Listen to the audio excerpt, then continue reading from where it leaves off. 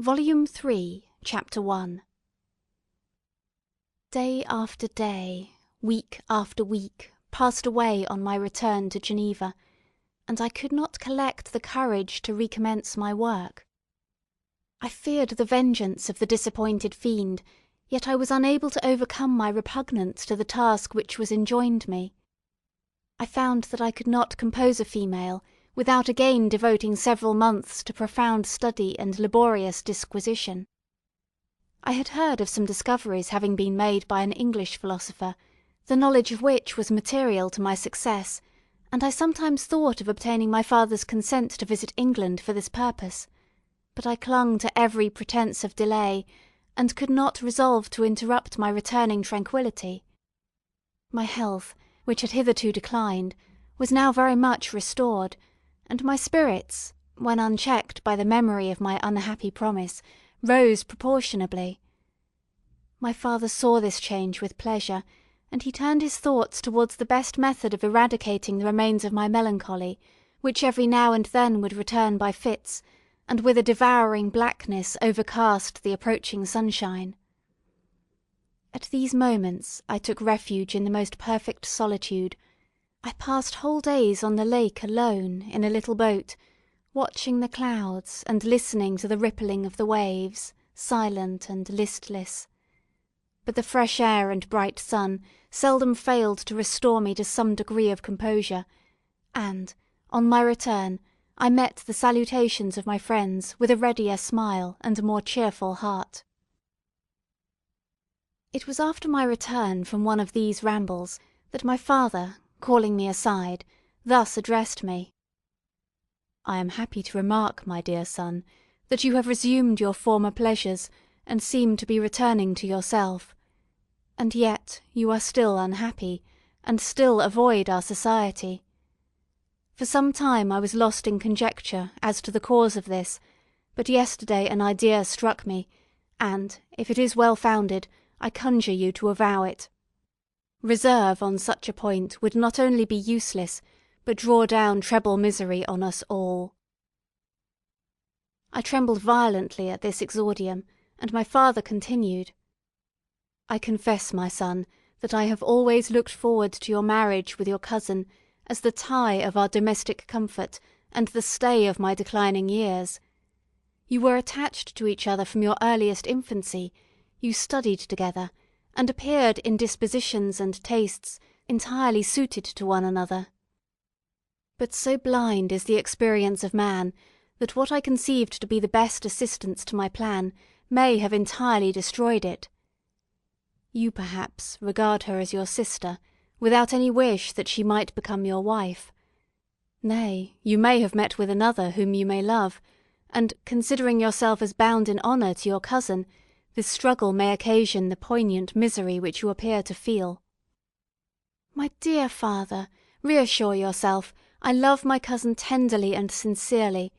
I never saw any woman who excited, as Elizabeth does, my warmest admiration and affection. My future hopes and prospects are entirely bound up in the expectation of our union." "The expression of your sentiments on this subject, my dear Victor, gives me more pleasure than I have for some time experienced. If you feel thus, we shall assuredly be happy, however present events may cast a gloom over us. But it is this gloom which appears to have taken so strong a hold of your mind that I wish to dissipate. Tell me, therefore, whether you object to an immediate solemnization of the marriage. We have been unfortunate, and recent events have drawn us from that everyday tranquillity befitting my years and infirmities. You are younger, yet I do not suppose, possessed as you are of a competent fortune, that an early marriage would at all interfere with any future plans of honour and utility that you may have formed.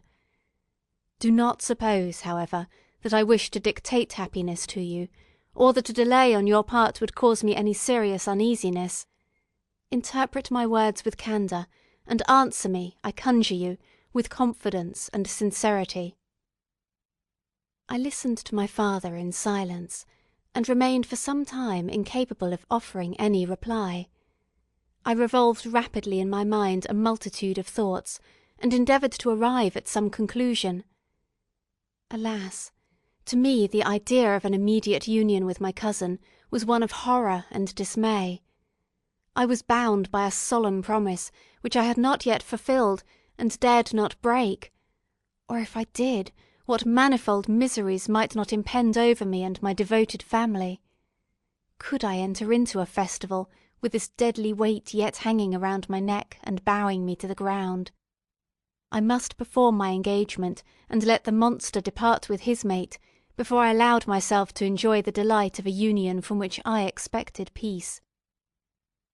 I remembered also the necessity imposed upon me of either journeying to England or entering into a long correspondence with those philosophers of that country whose knowledge and discoveries were of indispensable use to me in my present undertaking. The latter method of obtaining the desired intelligence was dilatory and unsatisfactory.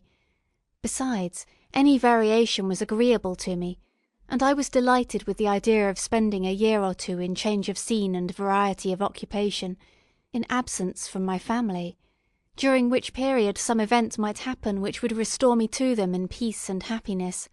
My promise might be fulfilled, and the monster have departed, or some accident might occur to destroy him, and put an end to my slavery for ever. These feelings dictated my answer to my father. I expressed a wish to visit England, but, concealing the true reasons of this request, I clothed my desires under the guise of wishing to travel and see the world, before I sat down for life within the walls of my native town. I urged my entreaty with earnestness, and my father was easily induced to comply, for a more indulgent and less dictatorial parent did not exist upon earth. Our plan was soon arranged. I should travel to Strasbourg, where Clerval would join me. Some short time would be spent in the towns of Holland, and our principal stay would be in England. We should return by France, and it was agreed that the tour should occupy the space of 2 years. My father pleased himself with the reflection that my union with Elizabeth should take place immediately on my return to Geneva. "These 2 years," said he, "will pass swiftly, and it will be the last delay that will oppose itself to your happiness; and indeed I earnestly desire that period to arrive, when we shall all be united, and neither hopes nor fears to disturb our domestic calm."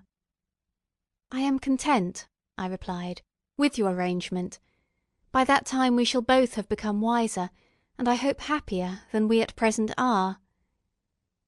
I sighed, but my father kindly forbore to question me further concerning the cause of my dejection. He hoped that new scenes, and the amusement of travelling, would restore my tranquillity. I now made arrangements for my journey, but one feeling haunted me, which filled me with fear and agitation. During my absence I should leave my friends unconscious of the existence of their enemy, and unprotected from his attacks, exasperated as he might be by my departure. But he had promised to follow me wherever I might go, and would he not accompany me to England? This imagination was dreadful in itself, but soothing, inasmuch as it supposed the safety of my friends. I was agonized with the idea of the possibility that the reverse of this might happen. But through the whole period during which I was the slave of my creature, I allowed myself to be governed by the impulses of the moment, and my present sensations strongly intimated that the fiend would follow me, and exempt my family from the danger of his machinations. It was in the latter end of August that I again quitted my native country to pass 2 years of exile. Elizabeth approved of the reasons of my departure, and only regretted that she had not the same opportunities of enlarging her experience and cultivating her understanding. She wept, however, as she bade me farewell, and entreated me to return happy and tranquil. "We all," said she, "depend upon you, and if you are miserable, what must be our feelings?" I threw myself into the carriage that was to convey me away, hardly knowing whither I was going, and careless of what was passing around. I remembered only, and it was with a bitter anguish that I reflected on it, to order that my chemical instruments should be packed to go with me, for I resolved to fulfil my promise while abroad, and return, if possible, a free man. Filled with dreary imaginations, I passed through many beautiful and majestic scenes, but my eyes were fixed and unobserving. I could only think of the bourne of my travels, and the work which was to occupy me whilst they endured. After some days spent in listless indolence, during which I traversed many leagues, I arrived at Strasbourg, where I waited 2 days for Clerval. He came. Alas, how great was the contrast between us! He was alive to every new scene, joyful when he saw the beauties of the setting sun, and more happy when he beheld it rise and recommence a new day. He pointed out to me the shifting colours of the landscape and the appearances of the sky. "This is what it is to live," he cried. "Now I enjoy existence. But you, Frankenstein, wherefore are you desponding and sorrowful?" In truth, I was occupied by gloomy thoughts, and neither saw the descent of the evening star, nor the golden sunrise reflected in the Rhine. And you, my friend, would be far more amused with the journal of Clerval, who observed the scenery with an eye of feeling and delight, than to listen to my reflections. I, a miserable wretch, haunted by a curse that shut up every avenue to enjoyment. We had agreed to descend the Rhine in a boat from Strasbourg to Rotterdam, whence we might take shipping for London. During this voyage we passed many willowy islands, and saw several beautiful towns. We stayed a day at Mannheim, and on the 5th from our departure from Strasbourg arrived at Mayence. The course of the Rhine below Mayence becomes much more picturesque. The river descends rapidly, and winds between hills, not high, but steep, and of beautiful forms. We saw many ruined castles standing on the edges of precipices, surrounded by black woods, high and inaccessible. This part of the Rhine, indeed, presents a singularly variegated landscape. In one spot you view rugged hills, ruined castles overlooking tremendous precipices, with the dark Rhine rushing beneath, and on the sudden turn of a promontory, flourishing vineyards, with green sloping banks and a meandering river, and populous towns occupy the scene. We travelled at the time of the vintage, and heard the song of the labourers as we glided down the stream. Even I, depressed in mind, and my spirits continually agitated by gloomy feelings, even I was pleased. I lay at the bottom of the boat, and as I gazed on the cloudless blue sky, I seemed to drink in a tranquillity to which I had long been a stranger. And if these were my sensations, who can describe those of Henry? He felt as if he had been transported to fairyland, and enjoyed a happiness seldom tasted by man. "I have seen," he said, "the most beautiful scenes of my own country. I have visited the lakes of Lucerne and Uri, where the snowy mountains descend almost perpendicularly to the water, casting black and impenetrable shades, which would cause a gloomy and mournful appearance, were it not for the most verdant islands that relieve the eye by their gay appearance. I have seen this lake agitated by a tempest, when the wind tore up whirlwinds of water, and gave you an idea of what the waterspout must be on the great oceans, and the waves dash with fury the base of the mountain, where the priest and his mistress were overwhelmed by an avalanche, and where their dying voices are still said to be heard amid the pauses of the nightly wind. I have seen the mountains of La Valais and the Pays de Vaud, but this country, Victor, pleases me more than all those wonders. The mountains of Switzerland are more majestic and strange, but there is a charm in the banks of this divine river that I never before saw equalled. Look at that castle which overhangs yon precipice, and that also on the island, almost concealed amongst the foliage of those lovely trees, and now that group of labourers coming home from among their vines, and that village half hid in the recess of the mountain. Oh, surely, the spirit that inhabits and guards this place has a soul more in harmony with man than those who pile a glacier or retire to the inaccessible peaks of the mountains of our own country. Clerval, beloved friend, even now it delights me to record your words, and to dwell on the praise of which were so eminently deserving. He was a being formed in the very poetry of nature. His wild and enthusiastic imagination was chastened by the sensibility of his heart. His soul overflowed with ardent affections, and his friendship was of that devoted and wondrous nature that the worldly minded teach us to look for only in the imagination. But even human sympathies were not sufficient to satisfy his eager mind. The scenery of external nature, which others regard only with admiration, he loved with ardour. The sounding cataract haunted him like a passion, the tall rock, the mountain, and the deep and gloomy wood, their colours and their forms were then to him an appetite, a feeling and a love that had no need of a remoter charm, by thought supplied, or any interest unborrowed from the eye. And where does he now exist? Is this gentle and lovely being lost for ever? Has this mind, so replete with ideas, imaginations fanciful and magnificent, which formed a world, whose existence depended on the life of its creator, has the mind perished? Does it now only exist in my memory? No, it is not thus. Your form so divinely wrought and beaming with beauty has decayed, but your spirit still visits and consoles your unhappy friend. Pardon this gush of sorrow. These ineffectual words are but a slight tribute to the unexampled worth of Henry, but they soothe my heart, overflowing with the anguish which his remembrance creates. I will proceed with my tale. Beyond Cologne we descended to the plains of Holland, and we resolved to post the remainder of our way, for the wind was contrary, and the stream of the river was too gentle to aid us. Our journey here lost the interest arising from beautiful scenery, but we arrived in a few days at Rotterdam, whence we proceeded by sea to England. It was on a clear morning, in the latter days of October, that I first saw the white cliffs of Britain. The banks of the Thames presented a new scene. They were flat but fertile, and almost every town was marked by the remembrance of some story.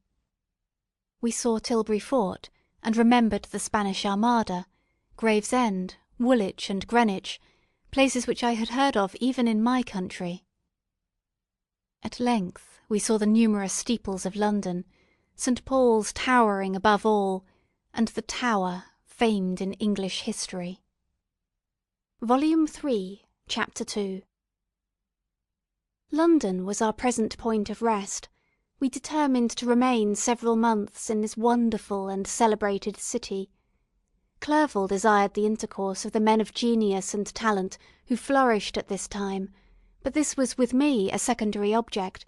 I was principally occupied with the means of obtaining the information necessary for the completion of my promise, and quickly availed myself of the letters of introduction that I had brought with me, addressed to the most distinguished natural philosophers.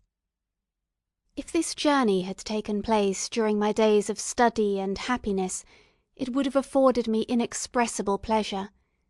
But a blight had come over my existence, and I only visited these people for the sake of the information they might give me on the subject in which my interest was so terribly profound. Company was irksome to me. When alone, I could fill my mind with the sights of heaven and earth. The voice of Henry soothed me, and I could thus cheat myself into a transitory peace. But busy, uninteresting, joyous faces brought back despair to my heart. I saw an insurmountable barrier placed between me and my fellow men. This barrier was sealed with the blood of William and Justine, and to reflect on the events connected with those names filled my soul with anguish. But in Clerval I saw the image of my former self.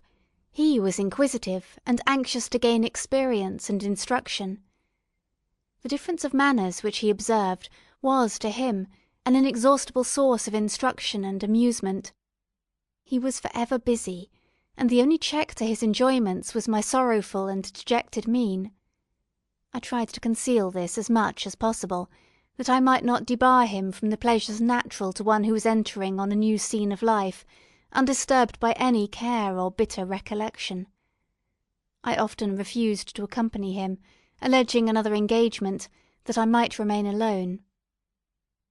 I now also began to collect the materials necessary for my new creation, and this was to me like the torture of single drops of water continually falling on the head. Every thought that was devoted to it was an extreme anguish, and every word that I spoke in allusion to it caused my lips to quiver and my heart to palpitate. After passing some months in London, we received a letter from a person in Scotland who had formerly been our visitor at Geneva. He mentioned the beauties of his native country, and asked if those were not sufficient allurements to induce us to prolong our journey as far north as Perth, where he resided. Clerval eagerly desired to accept this invitation, and I, although I abhorred society, wished to view again mountains and streams, and all the wondrous works with which nature adorns her chosen dwelling-places. We quitted London on the 27th of March, and remained a few days at Windsor, rambling in its beautiful forest. This was a new scene to us mountaineers. The majestic oaks, the quantity of game, and the herds of stately deer were all novelties to us. From thence we proceeded to Oxford. As we entered this city, our minds were filled with the remembrance of the events that had been transacted there more than a century and a half before. It was here that Charles I. had collected his forces. This city had remained faithful to him, after the whole nation had forsaken his cause to join the standard of Parliament and liberty. The memory of that unfortunate king, and his companions, the amiable Falkland, the insolent Goring, his queen and son, gave a peculiar interest to every part of the city where they might be supposed to have inhabited. The spirit of elder days found a dwelling here, and we delighted to trace its footsteps. If these feelings had not found an imaginary gratification, the appearance of the city had yet in itself sufficient beauty to obtain our admiration. The colleges are ancient and picturesque, the streets are almost magnificent, and the lovely Isis, which flows beside it through meadows of exquisite verdure, is spread forth into a placid expanse of waters, which reflects its majestic assemblage of towers and spires and domes, embosomed among aged trees. I enjoyed this scene, and yet my enjoyment was embittered both by the memory of the past and the anticipation of the future. I was formed for peaceful happiness.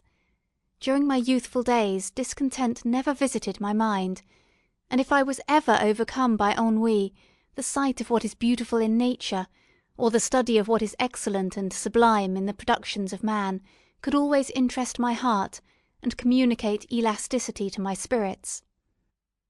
But I am a blasted tree, the bolt has entered my soul, and I felt then that I should survive to exhibit what I shall soon cease to be, a miserable spectacle of wrecked humanity, pitiable to others and abhorrent to myself. We passed a considerable period at Oxford, rambling among its environs, and endeavouring to identify every spot which might relate to the most animating epoch of English history. Our little voyages of discovery were often prolonged by the successive objects that presented themselves. We visited the tomb of the illustrious Hampden, and the field on which that patriot fell. For a moment my soul was elevated, from its debasing and miserable fears, to contemplate the divine ideas of liberty and self-sacrifice, of which these sites were the monuments and the remembrancers. For an instant I dared to shake off my chains, and look around me with a free and lofty spirit, but the iron had eaten into my flesh, and I sank again, trembling and hopeless, into my miserable self. We left Oxford with regret, and proceeded to Matlock, which was our next place of rest. The country in the neighbourhood of this village resembles, to a greater degree, the scenery of Switzerland, but everything is on a lower scale, and the green hills want the crown of distant white Alps, which always attend on the piny mountains of my native country. We visited the wondrous cave, and the little cabinets of natural history, where the curiosities are disposed in the same manner as in the collections at Cerveaux and Chamounix. The latter name made me tremble when pronounced by Henry, and I hastened to quit Matlock, with which that terrible scene was thus associated. From Derby, still journeying northward, we passed 2 months in Cumberland and Westmoreland.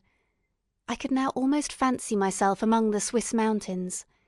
The little patches of snow which yet lingered on the northern sides of the mountains, the lakes, and the dashing of the rocky streams, were all familiar and dear sights to me.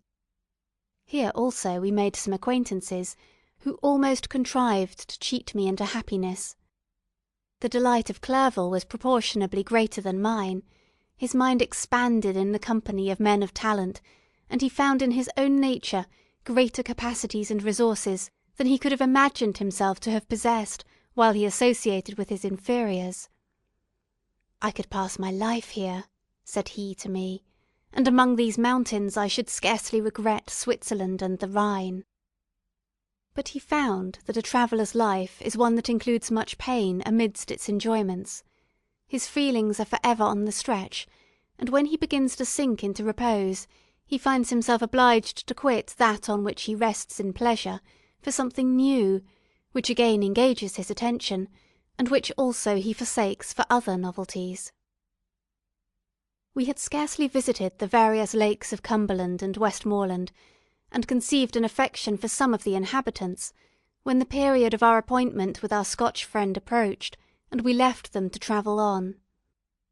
For my own part I was not sorry. I had now neglected my promise for some time, and I feared the effects of the demon's disappointment. He might remain in Switzerland, and wreak his vengeance on my relatives. This idea pursued me and tormented me at every moment from which I might otherwise have snatched repose and peace. I waited for my letters with feverish impatience. If they were delayed, I was miserable, and overcome by 1,000 fears, and when they arrived, and I saw the superscription of Elizabeth or my father, I hardly dared to read and ascertain my fate. Sometimes I thought that the fiend followed me, and might expedite my remissness by murdering my companion. When these thoughts possessed me, I would not quit Henry for a moment, but followed him as his shadow, to protect him from the fancied rage of his destroyer.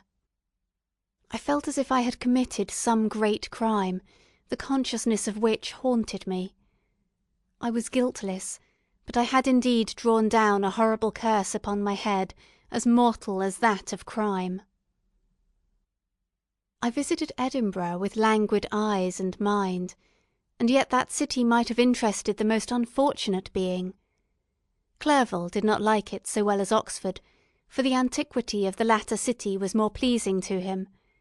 But the beauty and regularity of the new town of Edinburgh, its romantic castle and its environs, the most delightful in the world, Arthur's Seat, St. Bernard's Well, and the Pentland Hills, compensated him for the change, and filled him with cheerfulness and admiration.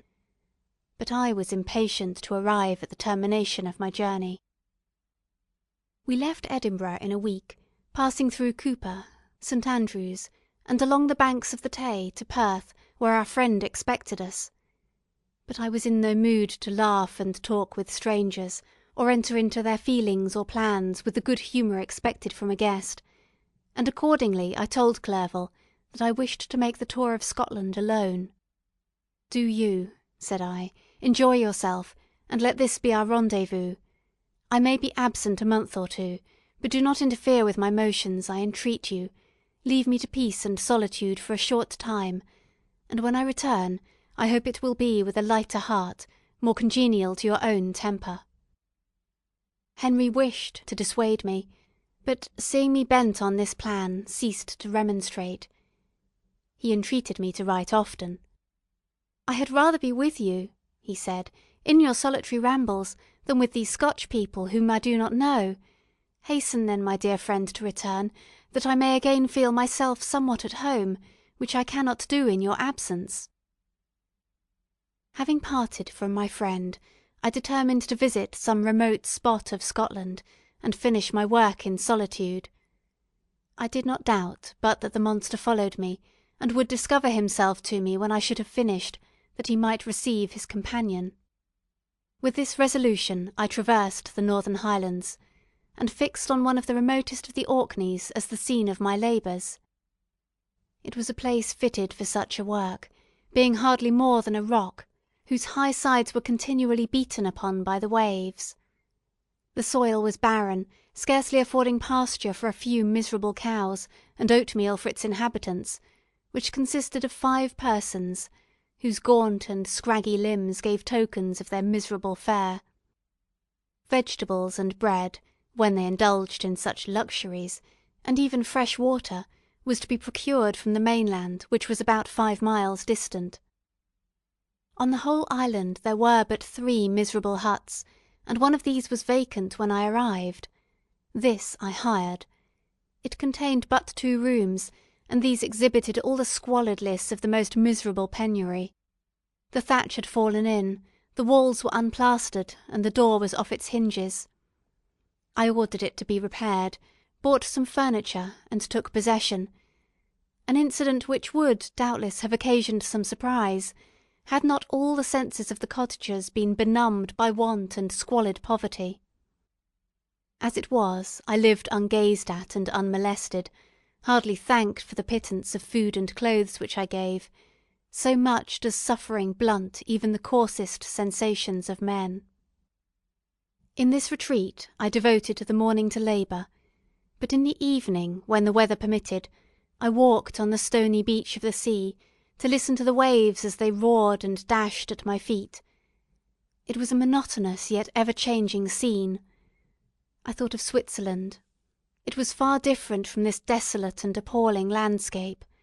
Its hills are covered with vines, and its cottages are scattered thickly in the plains. Its fair lakes reflect a blue and gentle sky, and, when troubled by the winds, their tumult is but as the play of a lively infant when compared to the roarings of the giant ocean. In this manner I distributed my occupations when I first arrived, but as I proceeded in my labour, it became every day more horrible and irksome to me. Sometimes I could not prevail on myself to enter my laboratory for several days, and at others I toiled day and night in order to complete my work. It was indeed a filthy process in which I was engaged. During my first experiment, a kind of enthusiastic frenzy had blinded me to the horror of my employment. My mind was intently fixed on the consummation of my labour, and my eyes were shut to the horror of my proceedings. But now I went to it in cold blood, and my heart often sickened at the work of my hands. Thus situated, employed in the most detestable occupation, immersed in a solitude where nothing could for an instant call my attention from the actual scene in which I was engaged, my spirits became unequal, I grew restless and nervous. Every moment I feared to meet my persecutor. Sometimes I sat with my eyes fixed on the ground, fearing to raise them lest they should encounter the object which I so much dreaded to behold. I feared to wander from the sight of my fellow creatures, lest when alone he should come to claim his companion. In the meantime I worked on, and my labour was already considerably advanced. I looked towards its completion with a tremulous and eager hope, which I dared not trust myself to question, but which was intermixed with obscure forebodings of evil that made my heart sicken in my bosom. Volume 3, Chapter 3. I sat one evening in my laboratory. The sun had set, and the moon was just rising from the sea. I had not sufficient light for my employment, and I remained idle, in a pause of consideration of whether I should leave my labour for the night, or hasten its conclusion by an unremitting attention to it. As I sat, a train of reflection occurred to me, which led me to consider the effects of what I was now doing. 3 years before I was engaged in the same manner, and had created a fiend whose unparalleled barbarity had desolated my heart, and filled it for ever with the bitterest remorse. I was now about to form another being, of whose dispositions I was alike ignorant. She might become 10,000 times more malignant than her mate, and delight for its own sake in murder and wretchedness. He had sworn to quit the neighbourhood of man, and hide himself in deserts, but she had not, and she, who in all probability was to become a thinking and reasoning animal, might refuse to comply with a compact made before her creation. They might even hate each other. The creature who already lived loathed his own deformity, and might he not conceive a greater abhorrence for it when it came before his eyes in the female form? She might also turn with disgust from him to the superior beauty of man. She might quit him, and he be alone again, exasperated by the fresh provocation of being deserted by one of his own species.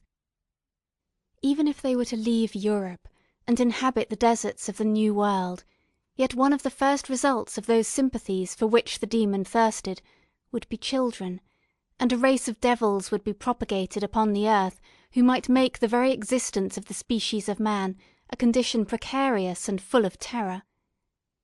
Had I right, for my own benefit, to inflict this curse upon everlasting generations? I had before been moved by the sophisms of the being I had created. I had been struck senseless by his fiendish threats, but now, for the first time, the wickedness of my promise burst upon me. I shuddered to think that future ages might curse me as their pest, whose selfishness had not hesitated to buy its own peace, at the price, perhaps, of the existence of the whole human race. I trembled, and my heart failed within me, when, on looking up, I saw by the light of the moon the demon at the casement. A ghastly grin wrinkled his lips as he gazed on me, where I sat fulfilling the task which he had allotted to me. Yes, he had followed me in my travels, he had loitered in forests, hid himself in caves, or taken refuge in wide and desert heaths, and he now came to mark my progress and claim the fulfilment of my promise. As I looked on him, his countenance expressed the utmost extent of malice and treachery. I thought, with a sensation of madness, on my promise to create another like him, and trembling with passion, tore to pieces the thing on which I was engaged. The wretch saw me destroy the creature on whose future existence he depended for happiness, and with a howl of devilish despair and revenge, withdrew. I left the room, and, locking the door, made a solemn vow in my own heart never to resume my labours, and then, with trembling steps, sought my own apartment. I was alone, none were near me to dissipate the gloom and relieve me from the sickening oppression of the most terrible reveries. Several hours passed, and I remained near my window, gazing on the sea. It was almost motionless, for the winds were hushed, and all nature reposed under the eye of the quiet moon. A few fishing vessels alone specked the water, and now and then the gentle breeze wafted the sound of voices as the fishermen called to one another. I felt the silence, although I was hardly conscious of its extreme profundity, until my ear was suddenly arrested by the paddling of oars near the shore, and a person landed close to my house. In a few minutes after, I heard the creaking of my door, as if someone endeavoured to open it softly. I trembled from head to foot. I felt a presentiment of who it was, and wished to rouse one of the peasants who dwelt in a cottage not far from mine, but I was overcome by the sensation of helplessness, so often felt in frightful dreams, when you in vain endeavour to fly from an impending danger, and was rooted to the spot. Presently I heard the sound of footsteps along the passage. The door opened, and the wretch whom I dreaded appeared. Shutting the door, he approached me, and said, in a smothered voice, "You have destroyed the work which you began. What is it that you intend? Do you dare to break your promise? I have endured toil and misery. I left Switzerland with you. I crept along the shores of the Rhine, among its willow islands, and over the summits of its hills. I have dwelt many months in the heaths of England, and among the deserts of Scotland. I have endured incalculable fatigue, and cold, and hunger. Do you dare destroy my hopes? Begone! I do break my promise. Never will I create another like yourself, equal in deformity and wickedness." "Slave, I before reasoned with you, but you have proved yourself unworthy of my condescension. Remember that I have power.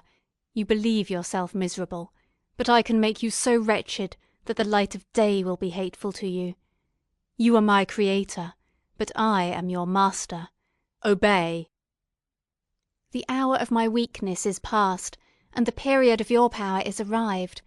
Your threats cannot move me to do an act of wickedness, but they confirm me in a determination of not creating you a companion in vice. Shall I, in cool blood, set loose upon the earth a demon whose delight is in death and wretchedness? Begone, I am firm, and your words will only exasperate my rage." The monster saw my determination in my face, and gnashed his teeth in the impotence of anger. "Shall each man," cried he, "find a wife for his bosom, and each beast have his mate, and I be alone? I had feelings of affection, and they were requited by detestation and scorn. Man, you may hate, but beware, your hours will pass in dread and misery, and soon the bolt will fall which must ravish from you your happiness for ever. Are you to be happy while I grovel in the intensity of my wretchedness? You can blast my other passions, but revenge remains, revenge henceforth dearer than light or food. I may die, but first you, my tyrant and tormentor, shall curse the sun that gazes on your misery. Beware, for I am fearless, and therefore powerful. I will watch with the wiliness of a snake, that I may sting with its venom. Man, you shall repent of the injuries you inflict." "Devil, cease, and do not poison the air with these sounds of malice. I have declared my resolution to you, and I am no coward to bend beneath words. Leave me, I am inexorable." "It is well. I go, but remember, I shall be with you on your wedding night." I started forward and exclaimed, "Villain! Before you sign my death warrant, be sure that you are yourself safe." I would have seized him, but he eluded me, and quitted the house with precipitation. In a few moments I saw him in his boat, which shot across the waters with an arrowy swiftness, and was soon lost amidst the waves. All was again silent, but his words rung in my ears. I burned with rage to pursue the murderer of my peace, and precipitate him into the ocean. I walked up and down my room, hastily and perturbed, while my imagination conjured up 1,000 images to torment and sting me. Why had I not followed him, and closed with him in mortal strife? But I had suffered him to depart, and he had directed his course towards the mainland. I shuddered to think who might be the next victim sacrificed to his insatiate revenge. And then I thought again of his words, "I will be with you on your wedding night." That, then, was the period fixed for the fulfilment of my destiny. In that hour I should die, and at once satisfy and extinguish his malice. The prospect did not move me to fear, yet when I thought of my beloved Elizabeth, of her tears and endless sorrow, when she should find her lover so barbarously snatched from her, tears, the first I had shed for many months, streamed from my eyes, and I resolved not to fall before my enemy without a bitter struggle. The night passed away, and the sun rose from the ocean. My feelings became calmer, if it may be called calmness, when the violence of rage sinks into the depths of despair. I left the house, the horrid scene of the last night's contention, and walked on the beach of the sea, which I almost regarded as an insuperable barrier between me and my fellow beings. Nay, a wish that such should prove the fact stole across me. I desired that I might pass my life on that barren rock, wearily, it is true, but uninterrupted by any sudden shock of misery. If I returned, it was to be sacrificed, or to see those whom I most loved die under the grasp of a demon whom I had myself created. I walked about the isle like a restless spectre, separated from all it loved, and miserable in the separation. When it became noon, and the sun rose higher, I lay down on the grass, and was overpowered by a deep sleep. I had been awake the whole of the preceding night, my nerves were agitated, and my eyes inflamed by watching and misery. The sleep into which I now sunk refreshed me, and when I awoke, I again felt as if I belonged to a race of human beings like myself, and I began to reflect upon what had passed with greater composure. Yet the words of the fiend rung in my ears like a death knell. They appeared like a dream, yet distinct and oppressive as a reality. The sun had far descended, and I still sat on the shore, satisfying my appetite, which had become ravenous, with an oaten cake, when I saw a fishing boat land close to me, and one of the men brought me a packet. It contained letters from Geneva, and one from Clerval entreating me to join him. He said that nearly a year had elapsed since we had quitted Switzerland, and France was yet unvisited. He entreated me, therefore, to leave my solitary isle, and meet him at Perth in a week from that time, when we might arrange the plan of our future proceedings. This letter in a degree recalled me to life, and I determined to quit my island at the expiration of 2 days. Yet, before I departed, there was a task to perform, on which I shuddered to reflect. I must pack my chemical instruments, and for that purpose I must enter the room which had been the scene of my odious work, and I must handle those utensils, the sight of which was sickening to me. The next morning, at daybreak, I summoned sufficient courage, and unlocked the door of my laboratory.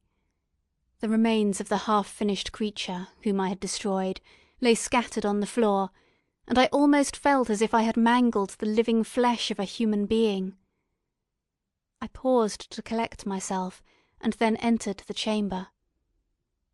With trembling hand I conveyed the instruments out of the room, but I reflected that I ought not to leave the relics of my work to excite the horror and suspicion of the peasants, and I accordingly put them into a basket with a great quantity of stones, and laying them up, determined to throw them into the sea that very night. And in the meantime I sat upon the beach, employed in cleaning and arranging my chemical apparatus. Nothing could be more complete than the alteration that had taken place in my feelings since the night of the appearance of the demon. I had before regarded my promise with a gloomy despair, as a thing that, with whatever consequences, must be fulfilled, but I now felt as if a film had been taken from before my eyes, and that I, for the first time, saw clearly. The idea of renewing my labours did not for one instant occur to me. The threat I had heard weighed on my thoughts, but I did not reflect that a voluntary act of mine could avert it. I had resolved in my own mind that to create another like the fiend I had first made would be an act of the basest and most atrocious selfishness, and I banished from my mind every thought that could lead to a different conclusion. Between 2 and 3 in the morning the moon rose, and I then, putting my basket aboard a little skiff, sailed out about 4 miles from the shore. The scene was perfectly solitary.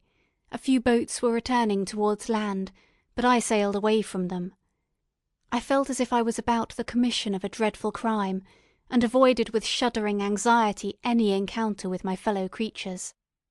At one time the moon, which had before been clear, was suddenly overspread by a thick cloud, and I took advantage of the moment of darkness, and cast my basket into the sea. I listened to the gurgling sound as it sank, and then sailed away from the spot. The sky became clouded, but the air was pure, although chilled by the north-east breeze that was then rising.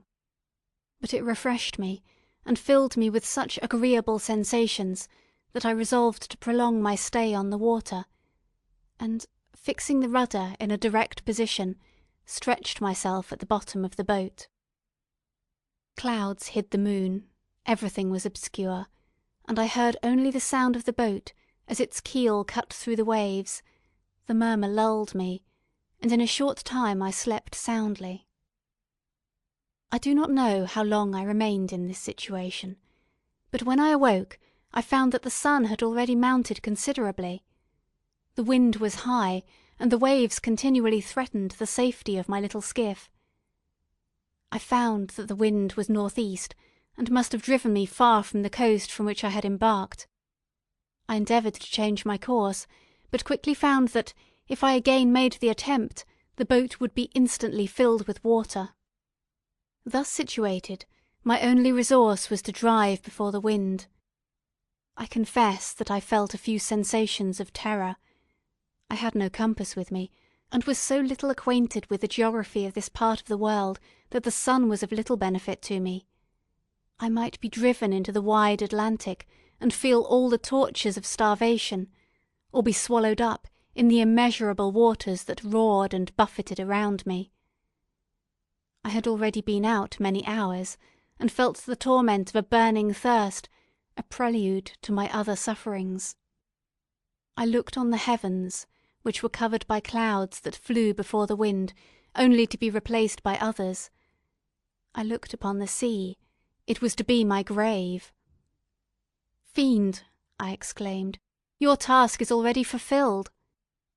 I thought of Elizabeth, of my father, and of Clerval, and sunk into a reverie so despairing and frightful that even now, when the scene is on the point of closing before me for ever, I shudder to reflect on it.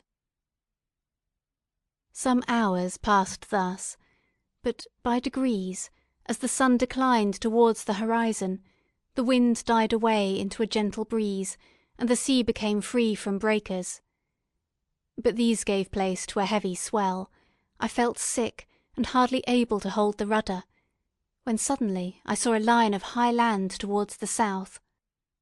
Almost spent as I was by fatigue and the dreadful suspense I endured for several hours, this sudden certainty of life rushed like a flood of warm joy to my heart, and tears gushed from my eyes. How mutable are our feelings, and how strange is that clinging love we have of life, even in the excess of misery. I constructed another sail with a part of my dress, and eagerly steered my course towards the land. It had a wild and rocky appearance, but as I approached nearer, I easily perceived the traces of cultivation. I saw vessels near the shore, and found myself suddenly transported back to the neighbourhood of civilized man. I eagerly traced the windings of the land, and hailed a steeple which I at length saw issuing from behind a small promontory. As I was in a state of extreme debility, I resolved to sail directly towards the town as a place where I could most easily procure nourishment. Fortunately, I had money with me. As I turned the promontory, I perceived a small neat town and a good harbour, which I entered, my heart bounding with joy at my unexpected escape. As I was occupied in fixing the boat and arranging the sails, several people crowded towards the spot. They seemed much surprised at my appearance, but instead of offering me any assistance, whispered together, with gestures that at any other time might have produced in me a slight sensation of alarm. As it was, I merely remarked that they spoke English, and I therefore addressed them in that language. "My good friends," said I, "will you be so kind as to tell me the name of this town, and inform me where I am?" "You will know that soon enough," replied a man with a gruff voice. "Maybe you are come to a place that will not prove much to your taste, but you will not be consulted as to your quarters, promise you." I was exceedingly surprised on receiving so rude an answer from a stranger, and I was also disconcerted on perceiving the frowning and angry countenances of his companions. "Why do you answer me so roughly?" I replied. "Surely it is not the custom of Englishmen to receive strangers so inhospitably." "I do not know," said the man, "what the custom of the English may be, but it is the custom of the Irish to hate villains." While this strange dialogue continued, I perceived the crowd rapidly increase. Their faces expressed a mixture of curiosity and anger, which annoyed and in some degree alarmed me. I inquired the way to the inn, but no one replied. I then moved forward, and a murmuring sound arose from the crowd as they followed and surrounded me, when an ill-looking man approaching tapped me on the shoulder and said, "Come, sir, you must follow me to Mr. Curwen's to give an account of yourself." Who is Mr. Kirwin? Why am I to give an account of myself? Is not this a free country?" "Ay, sir, free enough for honest folks. Mr. Kirwin is a magistrate, and you are to give an account of the death of a gentleman who was found murdered here last night." This answer startled me, but I presently recovered myself. I was innocent, that could easily be proved. Accordingly I followed my conductor in silence, and was led to one of the best houses in town. I was ready to sink from fatigue and hunger, but, being surrounded by a crowd, I thought it politic to rouse all my strength, that no physical debility might be construed into apprehension or conscious guilt. Little did I then expect the calamity that was in a few moments to overwhelm me, and extinguish in horror and despair all fear of ignominy or death. I must pause here, for it requires all my fortitude to recall the memory of the frightful events which I am about to relate, in proper detail, to my recollection.